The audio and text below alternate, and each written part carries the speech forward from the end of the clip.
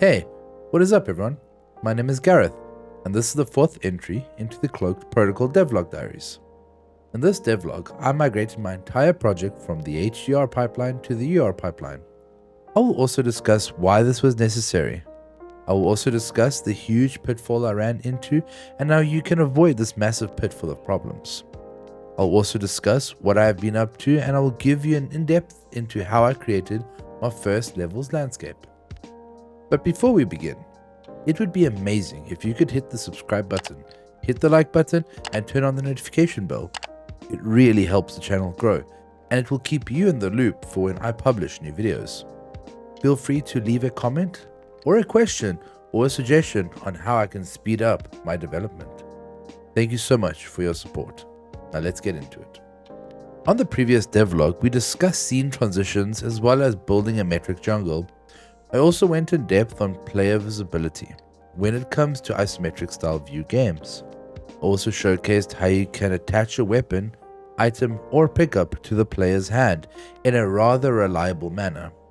Figuring out the orientation of the weapon and item beforehand and placing markers on the item and lining the markers up so that it fits in the palm of the character's hand really well.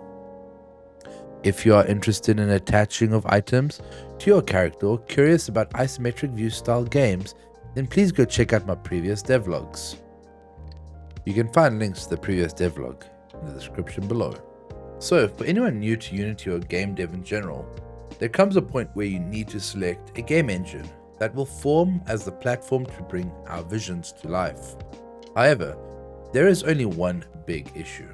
Most of us are inspired by AAA games that look amazing and have these stunning visuals.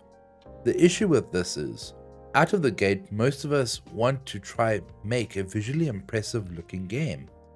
There is nothing wrong with this.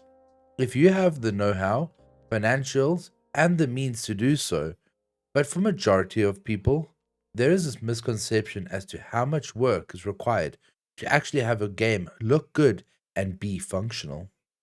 I know I grossly misjudge this aspect of game development. It goes without saying that people judge a book by its cover, so it's only natural to want to make the prettiest looking game you possibly can. So that brings me to my first topic, HDRP versus URP. When I started Cloaked Protocol, I started with a template that best matched what I thought I wanted out of my game. I wanted to make a AAA looking indie isometric style game. There are a few main issues with this approach. 1.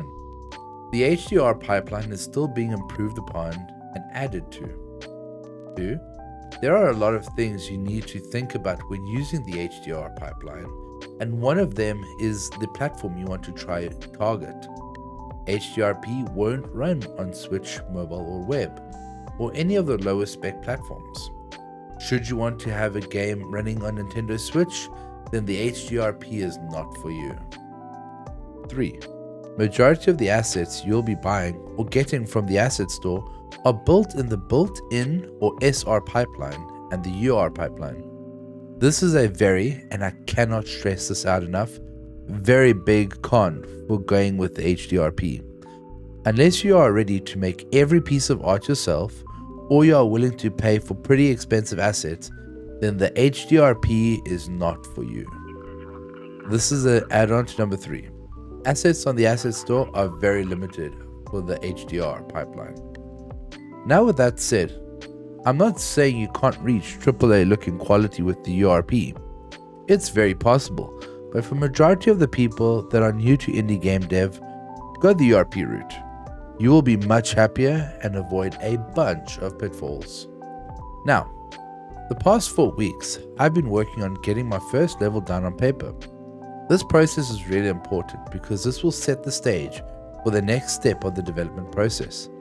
The idea is to sketch, write, and map out the level before you go into building it. A good level requires a floor plan or where the player will start, what the player needs to do in order to finish the level, where the obstacles will be, the enemy locations, resource locations, locked doors, and the overall path or flow you want the player to follow. Now, if you're like me, then you will have zero creative skill and you'll have no idea how to start. The blank canvas issue all over again. However, I have a solution for you. Are you ready? Let's take a moment to have a look at Harry Potter and Star Wars.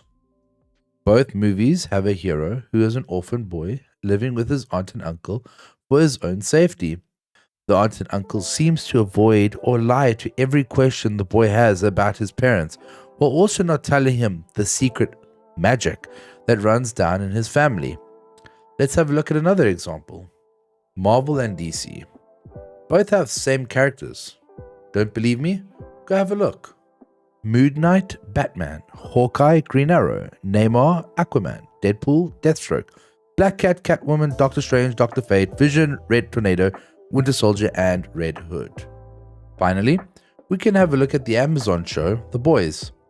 This show is nearly identical to the Justice League with one key element changed. They made the heroes evil, imperfect, or more human. What I'm trying to get at is, with each and every example I mentioned, as well as movies, TV shows, games, books, songs, or illustrations, had to have come first and others thereafter, borrowing or copying elements from the first.